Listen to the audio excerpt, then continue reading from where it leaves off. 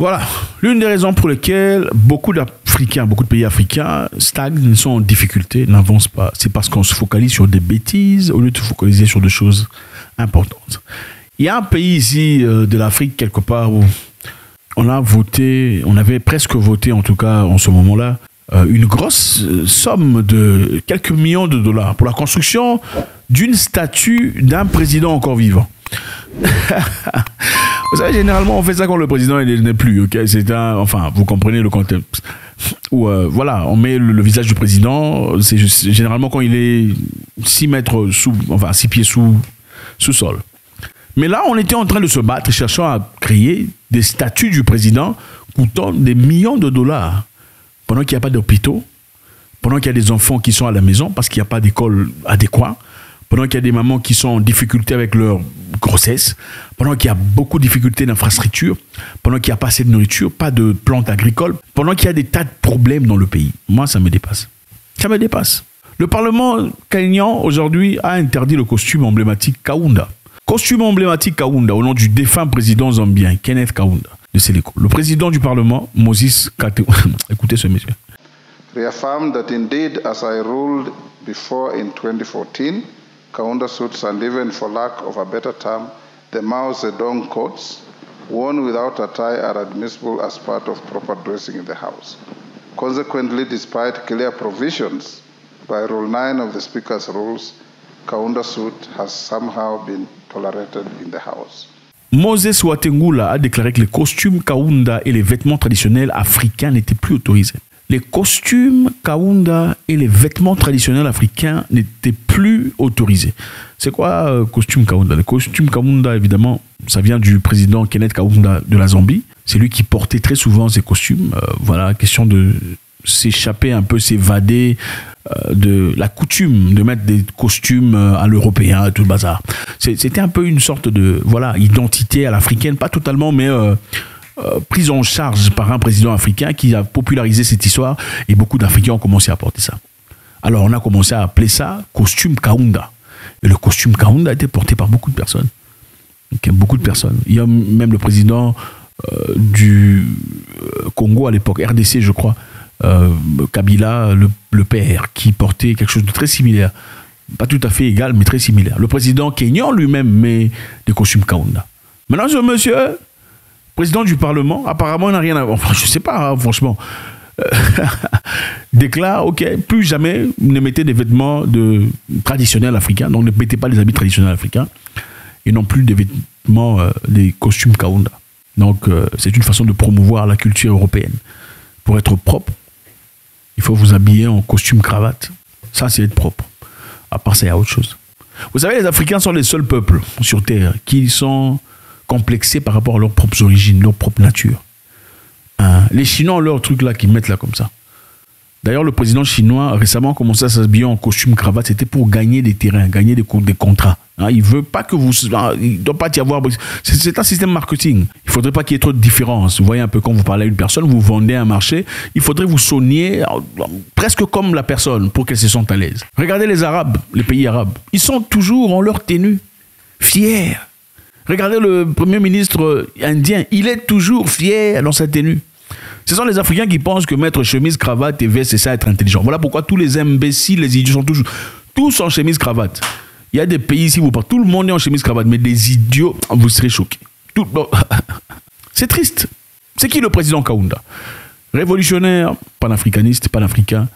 Il a joué un rôle important dans le soutien de l'ANC. L'ANC, c'est le parti politique de Nelson Mandela.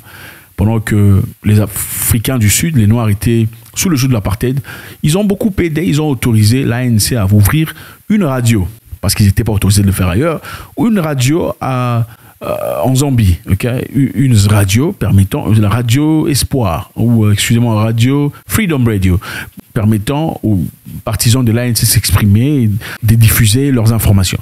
Ils ont joué un rôle très important aussi à la libération du Zimbabwe. Le président Kaunda a été présent pendant tout ça. C'est vrai que après, bon, il a fait ce que les hommes font, généralement les Noirs, enfin, en pouvoir. Mais pour la grande partie, il a fait ce qu'il avait à faire. Il a joué un rôle important. Donc, un senior, une personne chevronnée qui a joué sa part et a été honoré d'une certaine façon à travers ses vêtements, tout ça. Maintenant, il y a un monsieur parlementaire qui dit ne mettez plus jamais des habits africains en Afrique. Un Africain qui dit ne mettez plus jamais des habits africains. C'est ça. Ça me rappelle... Ça me rappelle une femme que j'ai vue quelque part, disant à sa petite fille, il ne faut pas parler la langue des sauvages. Parce que la petite fille est en train de parler lingala dans un pays européen. Toi, tu parles la langue des sauvages. Ouais. C'est le français qui est bien. Comment pouvez-vous aimer votre prochain si vous n'aimez pas votre propre langue? Ce n'est pas possible. Ça vous étonne que vous ne vous aimez pas. Ce n'est pas normal. Pour qu'on te prenne au sérieux, il faut parler en français. Pourquoi? Parce que malheureusement, c'est la bêtise dans d'autres langues. C'est triste, les amis. Donc, le costume Kaunda, caractérisé par une saharienne et un pantalon assorti, tire son nom du président zambien qui a joué le rôle central à sa création de mode. Le président Wetangula a attribué cette interdiction aux tendances émergentes de la mode qui remettaient en question les codes vestimentaires parlementaires établis. Bon, regardez le monsieur. Vous estimez qu'il a quel âge? Regardez l'âge. Estimez un peu l'âge de ces messieurs. Le monsieur à cet âge ici est en train de dire à d'autres papas, ils sont peut-être des grands-pères, comment ils doivent s'habiller.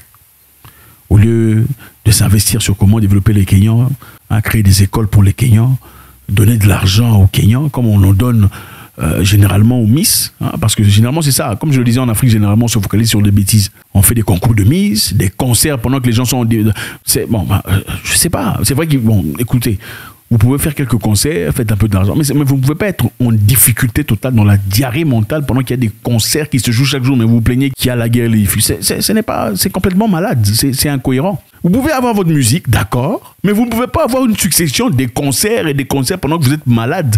Les gens sont en train de tomber. Ce n'est pas cohérent. Ça n'a aucun sens. C'est comme un enfant qui dit non, je suis malade, je veux rentrer à la maison.